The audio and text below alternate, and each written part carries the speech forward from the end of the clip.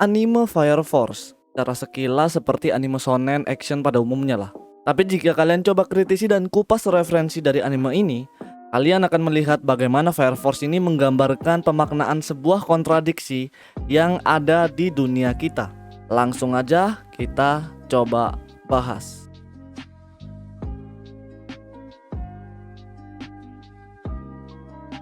Kita mulai dari yang paling umum dulu, yaitu doppelganger dan SHC, atau kepanjangannya yaitu Spontaneous Human Combustion. Tentu keduanya ini adalah sebuah konsep yang pernah terjadi di dunia nyata.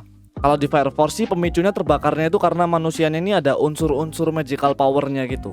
Tapi kalau misalnya SHC yang di dunia nyata dipercaya berasal dari energi tubuh manusia yang meluap secara spontan. Walaupun kejadian SHC ini masih dalam keterangan misterius secara nyata.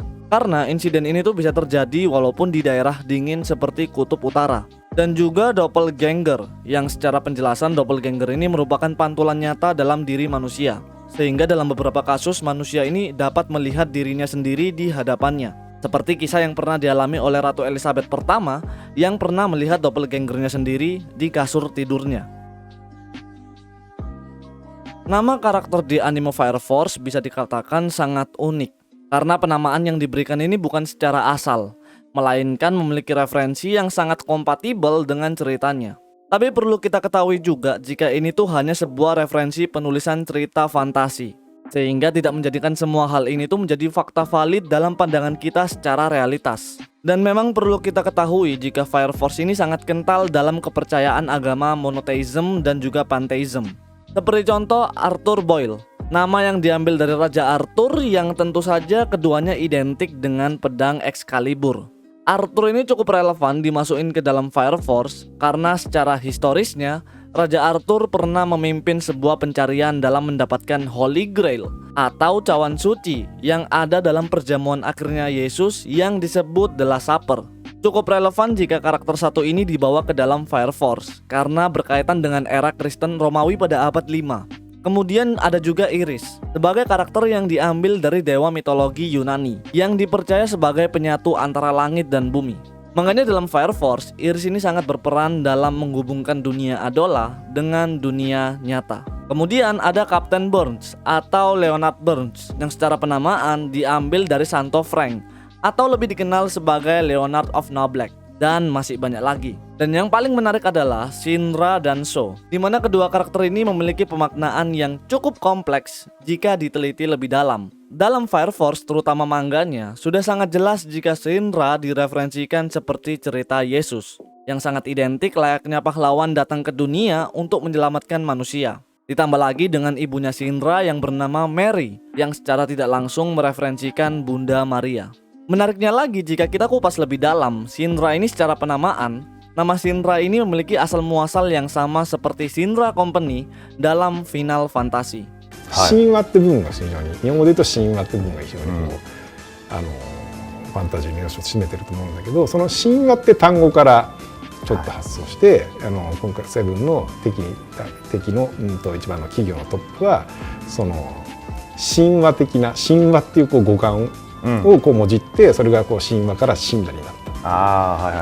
なんか神羅っていうの、なんかそれはもう神になったみたいな存在。そうね。だからそれをこう、自分を神のような存在っていう、もしくは神話を作り上げるみたいな存在っていう意味で、こう敵の一番のボスとして神羅っていう名前を付けた。わかります、わかります。Jadi Shinra memiliki artian konsep sebuah sosok menjadi dewa atau Tuhan, sehingga ini menjadi masuk akal kenapa Shinra diselaraskan dengan kepercayaan Kristiani yaitu Yesus. Dan juga Shinra ini bisa juga berartian sebagai dewa Ra. Shin memiliki arti dewa dan Ra dewa tertinggi di Mesir kuno. Makanya dijelaskan jika pemaknaan Shinwa itu memiliki konsep menguasai dan mengkontrol. Dan juga adiknya Shinra yaitu Sho memiliki pengertian nama yaitu komandan dengan julukannya The Seriously Real Angel.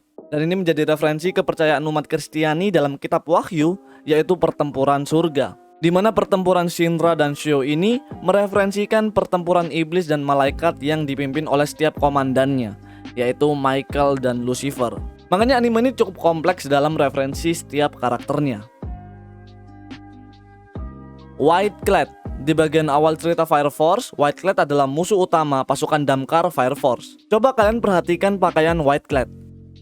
Nah, paham kan? Ya, White Clad sangat jelas diambil dari sebuah kelompok yang sangat kontroversial pada zamannya. Gak perlu aku sebut lah ya, aku ini capek kena dolar kuning soalnya. Makanya kita bisa melihat keserasian antara pakaian dan logo yang dimiliki oleh White Clad dengan kelompok tersebut. Evangelis, jika di Fire Force bisa dikatakan sebagai musuh utama yang tentunya menyebabkan fenomena akhir dunia. Kontroversinya, secara tidak langsung, pertarungan antara Evangelis dan pasukan Company Fire Force menggambarkan bagaimana perpecahan kepercayaan umat Kristiani, layaknya insiden Martin Luther atau lebih dikenal sebagai gerakan evangelicalism, hingga terjadinya kejadian wahyu atau post-apokaliptik atau lebih kita kenal dengan kiamat. Dan tentu saja semuanya ini dibungkus dengan gaya action shonen. Dan memang si Okubo sebagai author dari Fire Force sangat suka membuat cerita dengan isian kristologi kuno.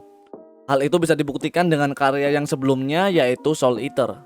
Dan itu sendiri juga dibuktikan di Fire Force episode 6 saat Shinra mendatangi markas Hibana dan ruangan markas tersebut sangat identik dengan kapel Sistina yang pernah dibuat oleh Michelangelo di Vatikan. Dan tidak hanya itu saja, seperti contoh lain bagaimana Okubo ini memasukkan mitologi Jepang. Seperti Amaterasu, Dewi Matahari yang digambarkan dalam pilar pertama.